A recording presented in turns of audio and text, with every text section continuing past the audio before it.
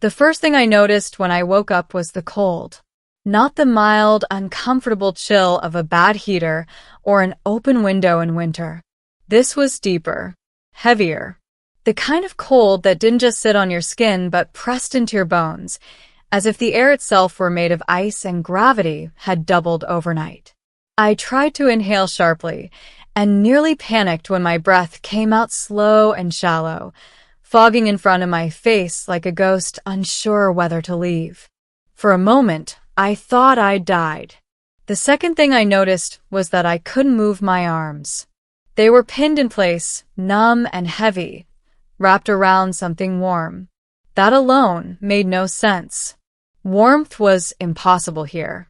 Whatever place I was in, wherever I had woken up, felt like the inside of a freezer abandoned on a distant moon.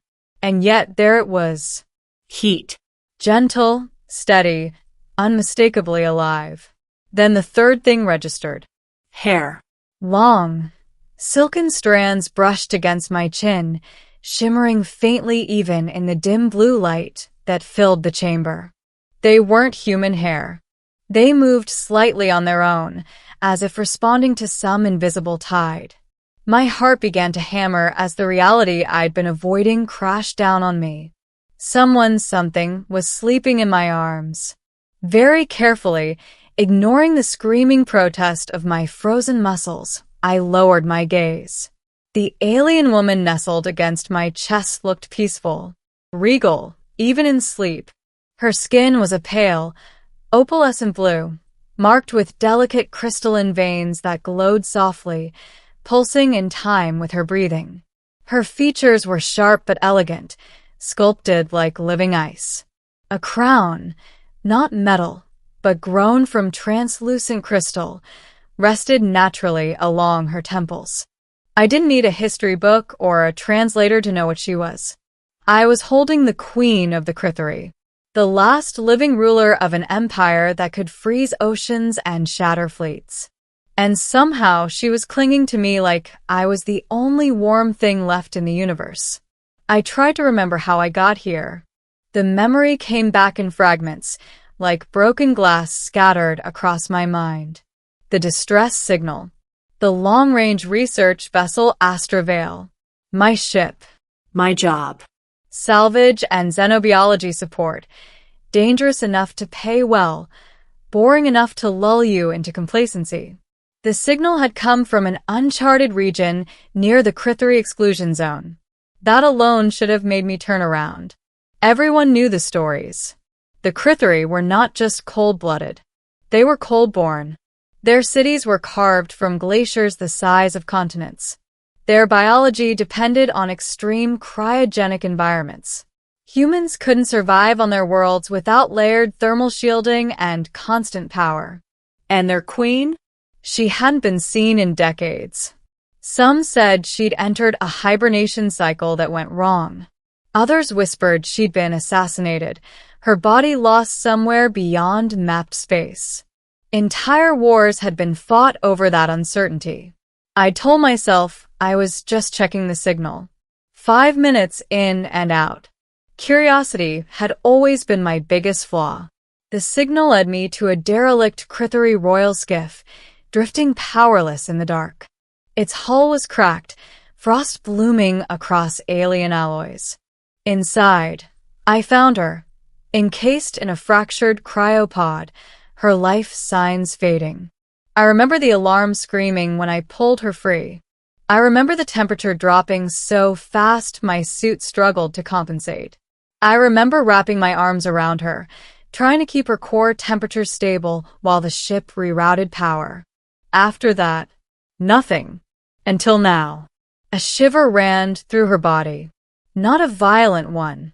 More like a soft ripple, as if she were drifting between dreams. Instinctively, without thinking, I tightened my arms around her. The effect was immediate. The oppressive cold receded just a fraction. The air warmed enough for my breath to come easier.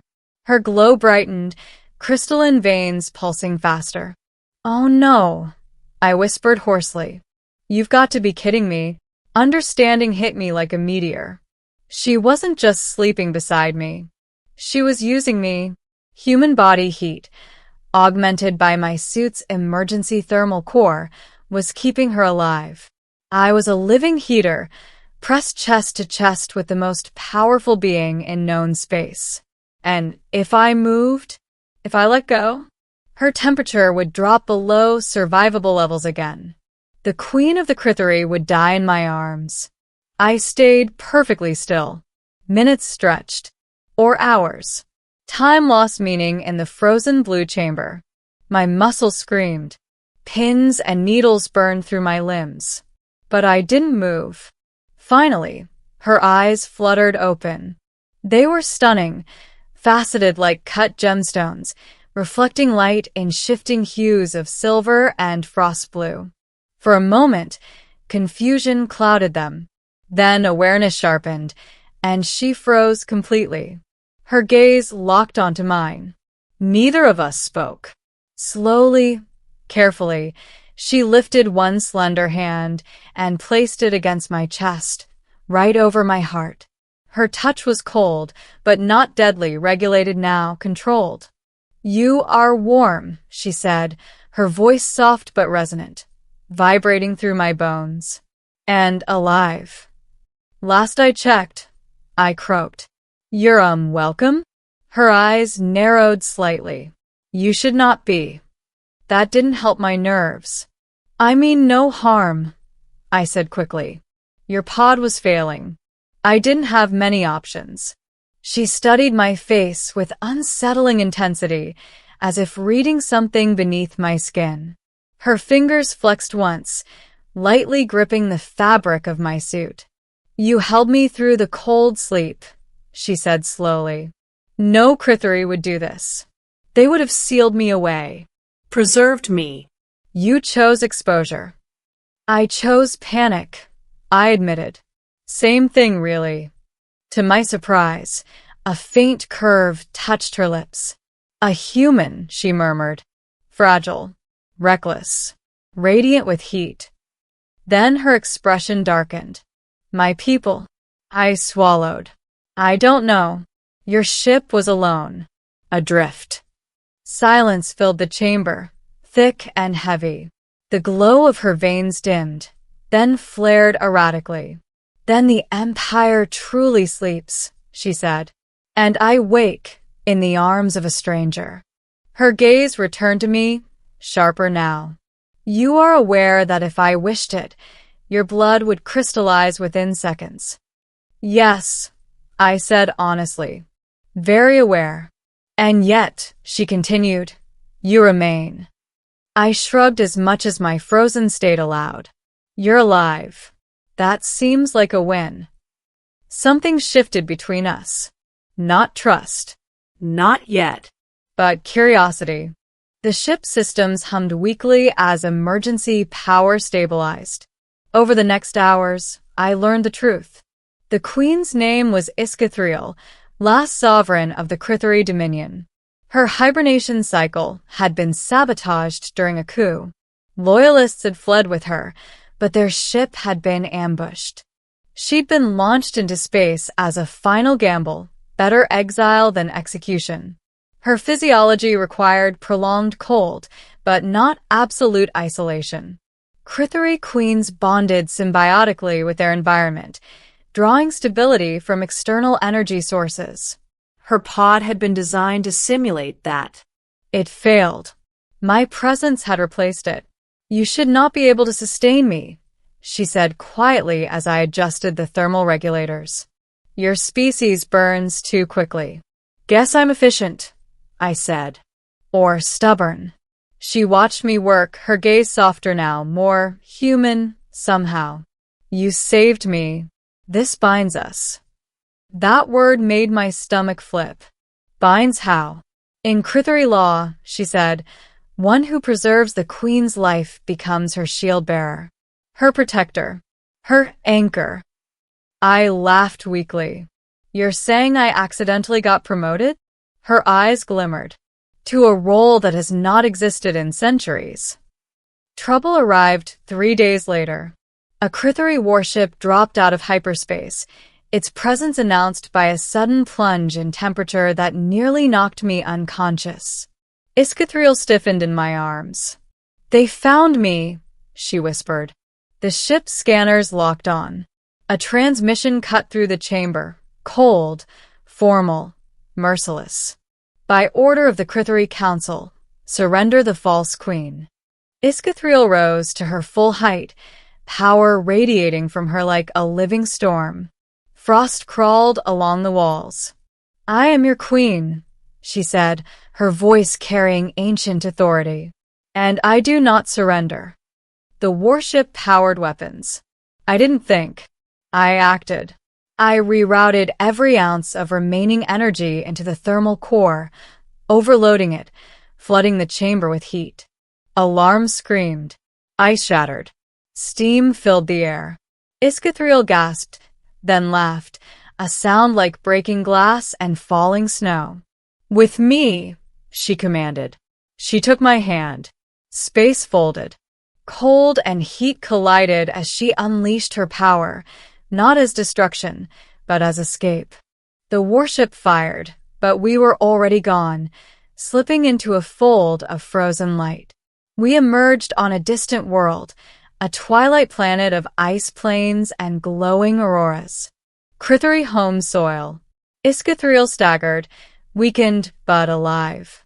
I caught her without hesitation, wrapping my arms around her, as I had before. "You came back," she said softly. "Guess I'm stubborn," I replied. She rested her forehead against mine, her glow steady and warm. "My people will follow me again," she said. "But the empire must change. No more isolation. No more cold rule alone." Her hand tightened in mine. "And you, human, will you freeze at my side or burn away?" I looked out at the frozen horizon, at a future I never could have imagined. "I think," I said, "I'll stay warm enough for both of us." She smiled, fully this time. Above us, the stars glittered like ice. And for the first time in centuries, the Critheri Queen was no longer alone. The Critheri world did not welcome me gently. The cold here was alive, not just temperature, but intent. The air glittered with microscopic ice crystals that sang faintly as they moved, chiming against one another like distant bells. Massive crystalline spires rose from the plains, half buried in snow, glowing with internal light. Entire cities lay dormant beneath the ice, waiting for her. Iskithriel stood at the edge of a frozen ridge, her silhouette radiant against the aurora-filled sky. The Queen of Ice had returned home, but she was not the same being who had been sent away to die. And neither was I. Behind us, the remaining Critheri warships emerged from hyperspace, one by one. They hovered in silence, weapons powered down, hulls glittering with frost. Word had spread faster than I expected. A queen who survived exile. A queen who returned with a human at her side. Some of them knelt. Others hesitated. The Critheri Council arrived last. Their vessel descended like a falling glacier, ancient and immense. When its doors opened, the air grew so cold my breath crystallized mid-exhale. Tall figures emerged, elders wrapped in ceremonial ice armor, their expressions carved from centuries of certainty. "You have broken tradition," one of them declared, voice echoing across the plains. "You bonded with an outsider. You rely on heat, on weakness." Iskithriel turned slowly. I felt her hand tighten around mine, not for strength, but as a statement. "I was betrayed by tradition," she replied. "By those who feared change more than extinction." A murmur rippled through the gathered Critheri. "You were preserved by a human," another elder said, eyes narrowing at me. "An unstable species." I swallowed, heart pounding, but Iskithriel stepped forward before I could speak. "He is my shield-bearer," she said. "My anchor. Without him, I would be dust drifting between stars." Without warmth, we will all be. The elders recoiled slightly. Shock flickered across faces that had not known surprise in generations. Our empire is dying, Iskithriel continued. Our stars grow colder. Our enemies adapt. We hid behind ice and called it strength. She lifted her hand, and the ground beneath us responded. The ice around the ancient city cracked open, revealing glowing conduits of energy long buried. Crithari technology, dormant for centuries, awakened at her command. Warmth, not human warmth, not Crithari cold, but balance spread through the air. For the first time since I'd arrived on this world, I didn't feel like I was freezing. You fear heat because you do not understand it, she said. But I have slept in it, lived in it. I have felt what it means to be protected instead of preserved. Her gaze softened as she looked at me. I choose a future where we do not sleep through our own extinction. Silence fell. Then, slowly, one elder knelt. Then another. Then the rest. The war was over before it ever began. The days that followed changed the galaxy. Crithari cities awakened, not in isolation, but in harmony with new energy systems, hybrids of Crithari cryotech and human thermal engineering. I worked beside their scientists, my once laughed-at species suddenly invaluable. Humans were invited, not as servants or curiosities, but as partners, as bridges. Iskithriel ruled differently than any queen before her. She walked among her people. She listened. She laughed, quietly, privately at first, then without fear. The empire thawed, not into chaos, but into life. And at night, when the auroras danced across the sky, she still slept beside me. Not because she needed to anymore, but because she wanted to. One evening, as we stood overlooking the reawakening capital, she rested her head against my shoulder. You could leave, she said softly. Your people would welcome you as a hero. I considered it. My old ship, my old life, warm planets and familiar skies. Then I looked at her, at the once frozen queen who had trusted a fragile human with her survival and changed an empire because of it. I woke up frozen, I said. Thought I was going to die. She smiled faintly, and instead, I found something worth staying cold for. Her hand intertwined with mine, her warmth steady and real. Above us, the Crithari banners rose once more, not symbols of isolation, but of connection. I had woken up frozen with an alien queen sleeping in my arms. And somehow, I had helped her wake an entire world.